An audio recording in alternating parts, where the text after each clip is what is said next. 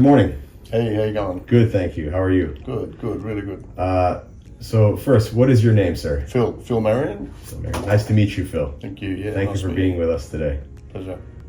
So Phil, before we start, could you perhaps tell us a little bit about yourself? 54 years of age. Had various jobs, defence, mining, coffee van. Had problems with my knees from an early age. I had when I was in the army, I had ended up with osteochondritis dissecans, bilateral. Ended up needing a knee replacement at the age of 35 in my left knee. Needed that revised 12 years later, and from that point then I had this one replaced as well, the right replaced as well. Sure. And then 12 months after the revision, I ended up with a septic arthritis. I got an infection. And after several knee replacements and 2-stage revisions and nearly 3 years of antibiotics, they decided that the best thing to do was amputate my leg. Yeah. That was in April of 2019.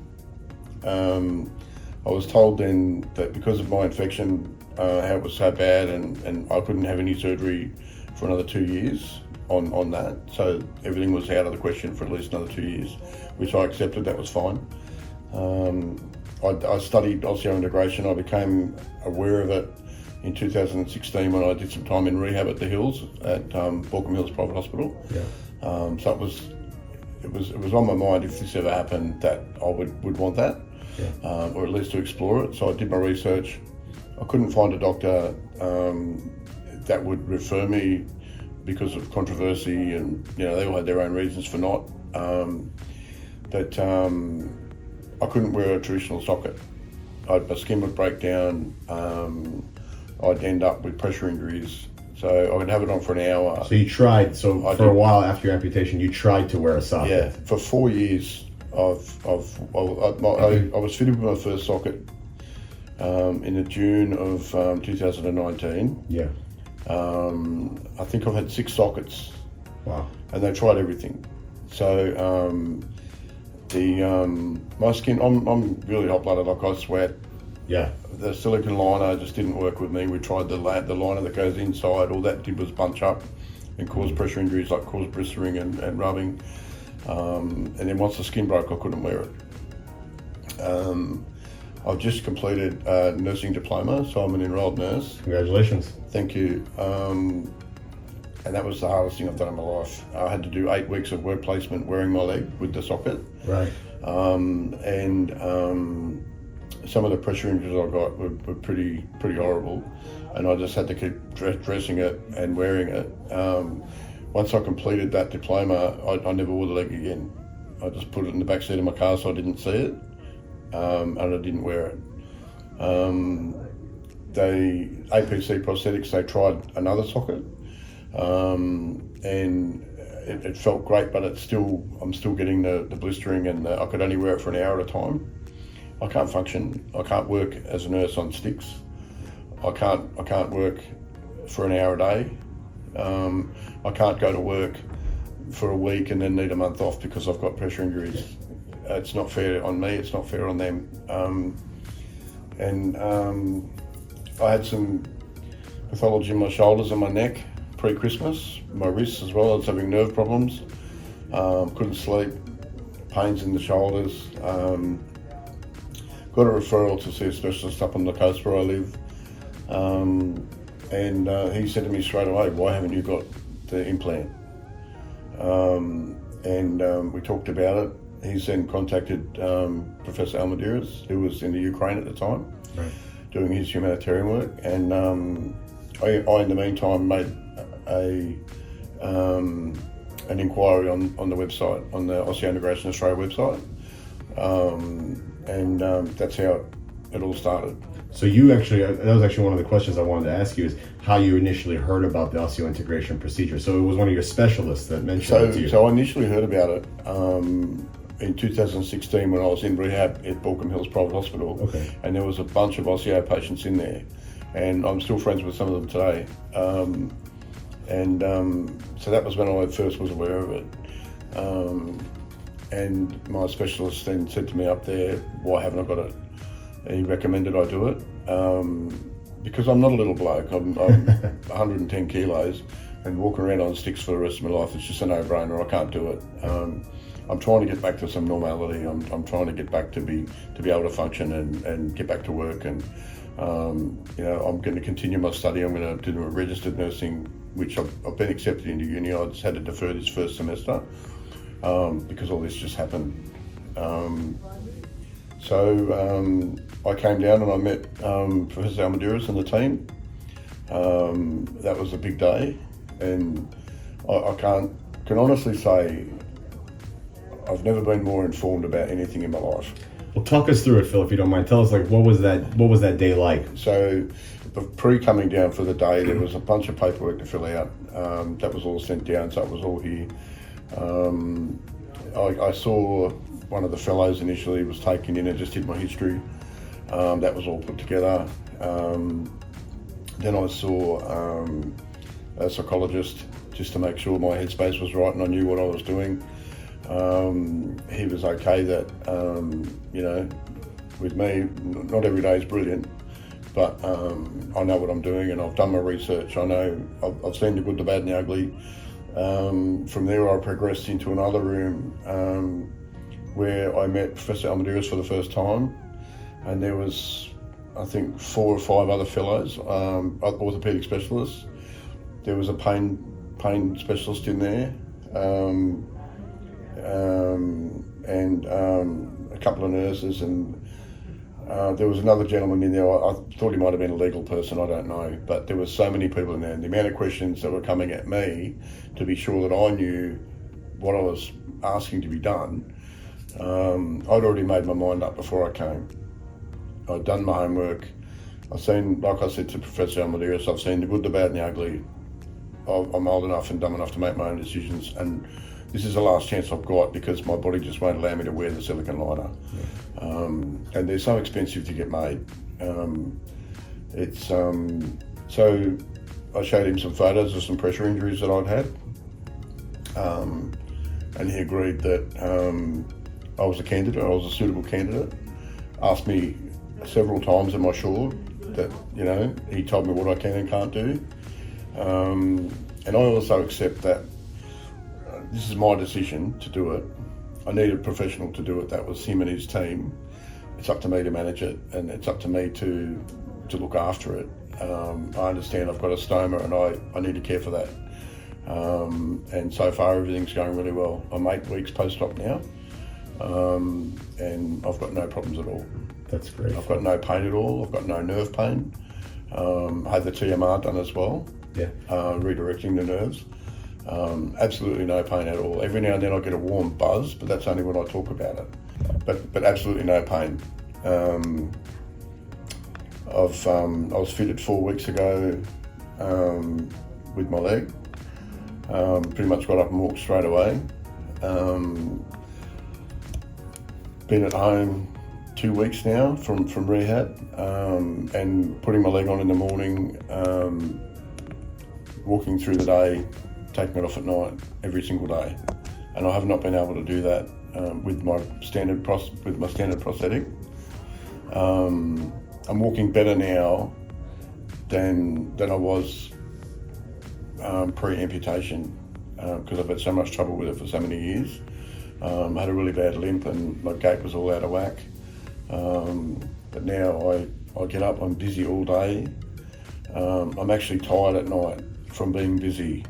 Not tired from sitting down watching TV, drinking coffee all day. It's a good tired, yeah. I'm sleeping right through the night. I'm getting my good quality sleep. And I watch that through an app on my phone and through my Apple Watch. So I'm getting proper sleep. If you haven't lost a limb, you don't know what it's like to get the limb back. And it feels like my leg has grown back. Like I said to my prosthetist before, I feel like a lizard. Like I woke up in the morning and it was like, I put it on, it was like my leg grew back.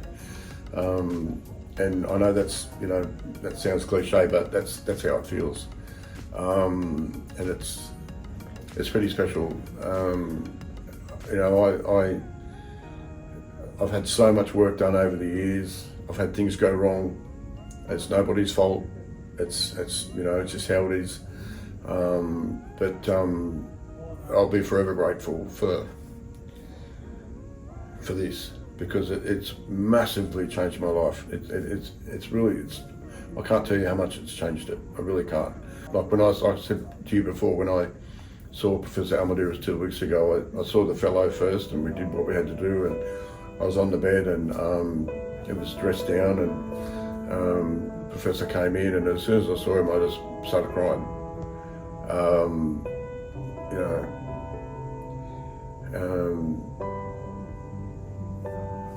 I was stuck for words. Like, it's just, I don't know. It feels like I'm back to being me 10 years ago when I was you know, fit, riding bikes, and you know, being healthy and being normal, having a normal life. You know, I know I've still got a long ways to go. I've still got some looking after to do. You know, I'm not oblivious to the fact that I may get an infection or that I may have problems, but I'll do my best to avoid all of that. And so far, I think, you know, my stomach it's looking healthy, and I'm doing what I have to do. You kind of touched on a few things I wanted to ask you. First of which being, how has your life changed as a result of having this procedure, osseointegration? It's immense. Like I used to sit around all day. I'd get up in the morning and make my coffee. It'd take me, like, I'd have to move my cup from up the top on the bench to another spot, move my crutches, move another spot. By the time I nearly got to where I was going to sit, the coffee would be cold, or half of it would be on the floor. Now I get up, I put my leg on, put the kettle on, make my coffee, I'll have some breakfast, sit down, carry it with both hands. I'll go and take my leg off, have a shower, I'll tend to my stoma, I'll put my leg back on, and my leg stays on for the whole day. And I mightn't take it off till 10 or 11 o'clock at night. The rest of my body's starting to realign, I think. I'm not slumped over on my sticks all day, I'm taller, I feel better, I'm actually, like I say, I'm tired, a good tired at the end of the day. I'm confident to go to the shops.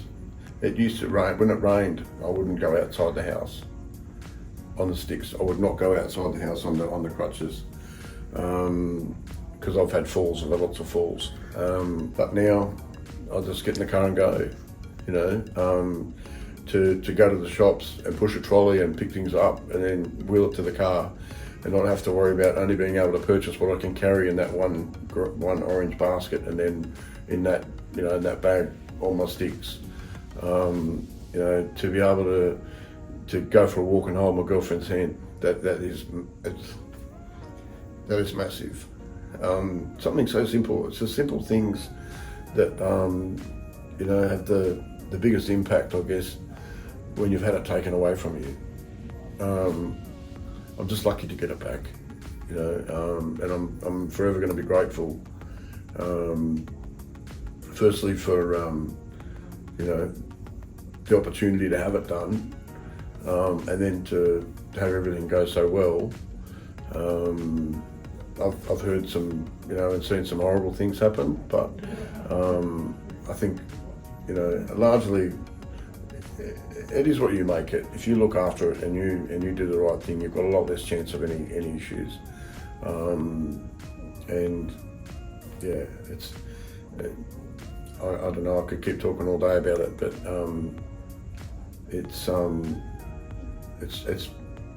I feel normal again.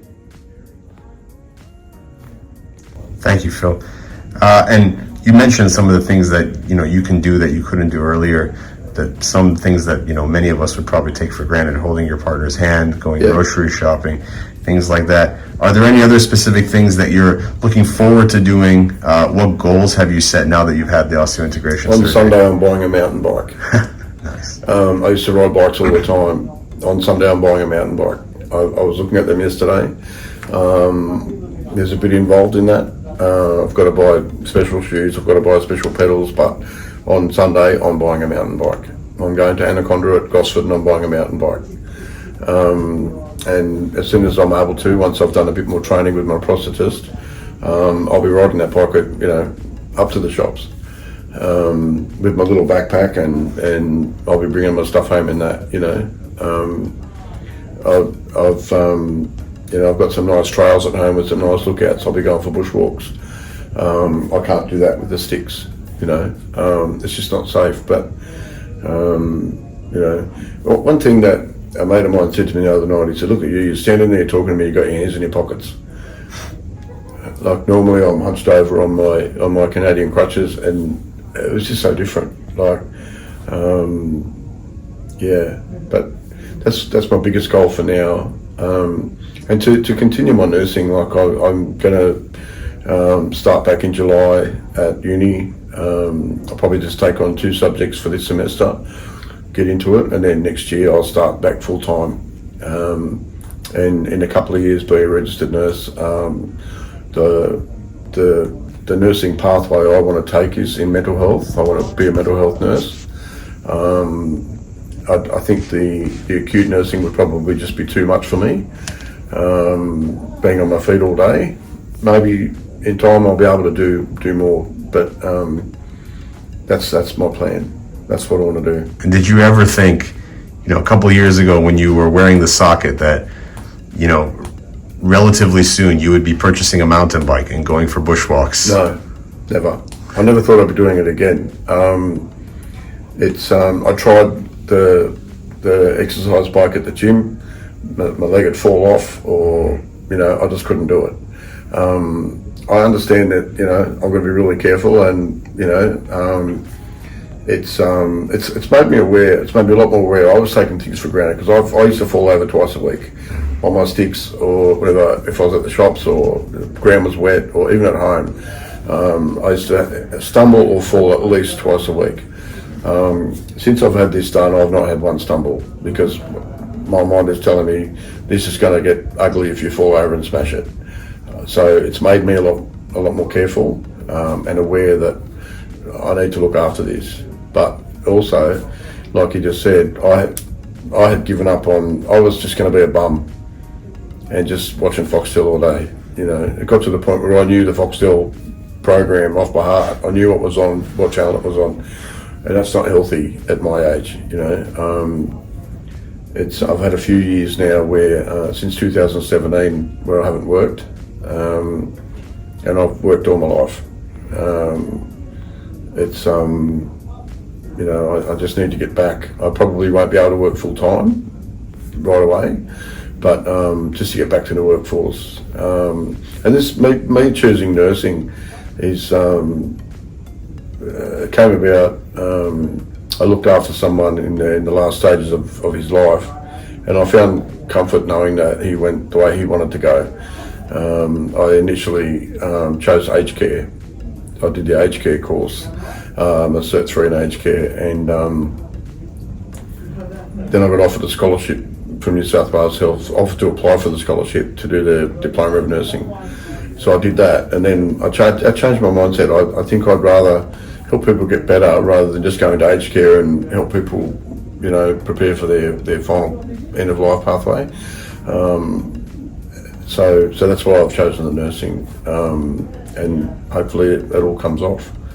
There's no time limit. I'll just, they're just about up to retiring age, so I've got a few more extra years to work. Oh, of course. So but that's my plan. That's great. And Phil, have you had a chance to meet? I know, like, the Osseointegration community is a very tight knit community. Have you had a chance to speak with other amputees, others who've had the? I put a very, very detailed post on the Osseointegration Facebook page. And I've had lots of comments and lots of hits on that. And I didn't do that as a. I'm not trying to force it down anyone's throat. I'm just making people aware of my experience. It was my choice. So I accept that it was my choice, and I accept any consequences that come with it. That's how it is. But it's changed my life. It really has. And if my little story in that post helps somebody, I know there's lots of bad stories out there. There's also a lot of good stories as well. And it's not to try and coerce anybody. It's my experience, and it's been a good one so far. Touch wood, it's been a good one, and every day I'm grateful. Every day I get up, it's just so easy. I sit on the end of the bed, I put my leg on, I get up. I don't need my sticks. I just get up and walk. First couple of steps, while I'm still a bit sleepy, I just take my time, but that's it. I don't even think about it. It's like my leg grew back. That's how it feels. When I got home from hospital, I hung some washing out on the line, and I stepped on a peg had fallen off the line and was on the ground, and I stepped on it, and I froze because I could feel it crackling under my foot, and I was like, what was that? So I put another one on the floor. I did it again, and then I got another one, and I put it on my good leg, and it felt the same. Wow. Going through through my body, and it was with a socket. You can't feel anything, and truly, I can feel that I'm on carpet. I can feel that I'm on a hard surface when that surface changed. I can feel the heel pressing on my shoe. I can feel that. I could never do any of that with the socket, but largely with a socket, I could only wear it for an hour or so a day, without any pain or without any blistering. This is on all day, every day. I'll edit that cough out. That's all right. Phil, as someone who is an amputee and has gone through the surgery, you can probably appreciate there may be others out there who are amputees who may be looking for a long-term solution, who have perhaps heard of or haven't till now heard of osseointegration. Yep. What advice would you offer to someone who's considering the osseointegration route but isn't sure if it's for them? You can do your research. You'll find good, you'll find bad. But, I mean, you need to talk to the people that actually do it, not get advice from your Dr. Googles and your people that have had bad experiences, because I may in time have a bad experience. But for me, this has changed my life, and it's put your blinkers off and listen to the facts, do your homework, come and talk to the team. Like, I've never been more informed in my life about anything, and anyone that says they haven't been informed, I just think they weren't listening. Bring someone else with you so that you've got another pair of ears, because you get fogged with it. There's so much information chucked at you in that one day.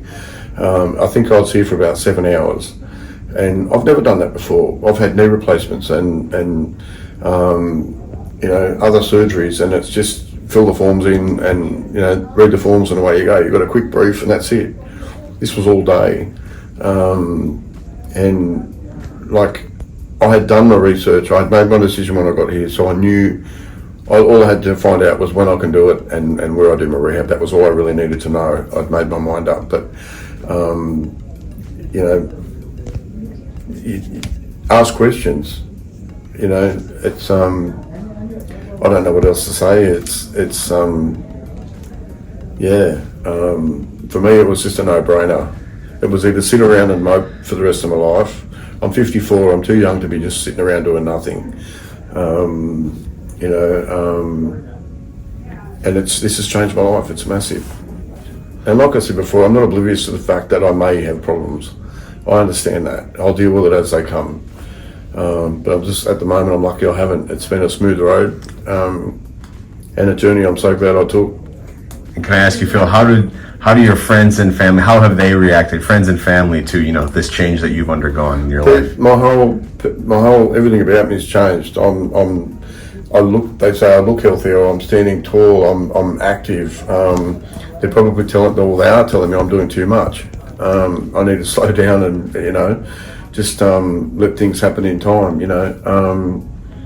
It's just to be able to go for a walk with somebody without these sticks. It's huge. It's huge. I guess depression is a huge thing. Mental health is huge. I was sort of falling off my plateau and dipping down again into where I didn't want to be. But I've got my sleep back. I've got mobility back. I've got confidence back. It's not going to stop me. I'm just going to keep going.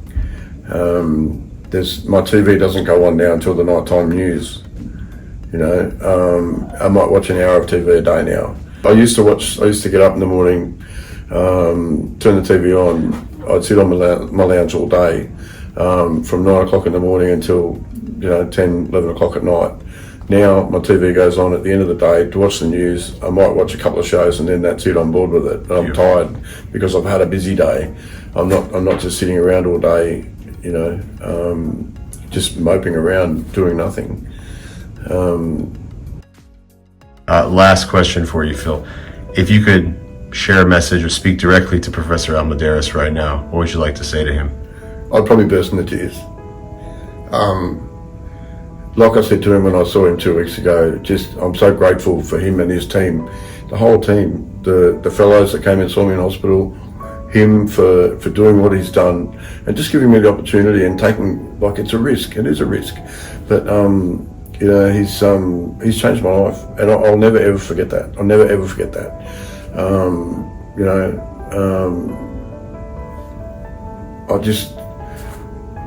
I wear my heart on my sleeve. If he walked into the room now, I'd look at him and I'd burst into tears.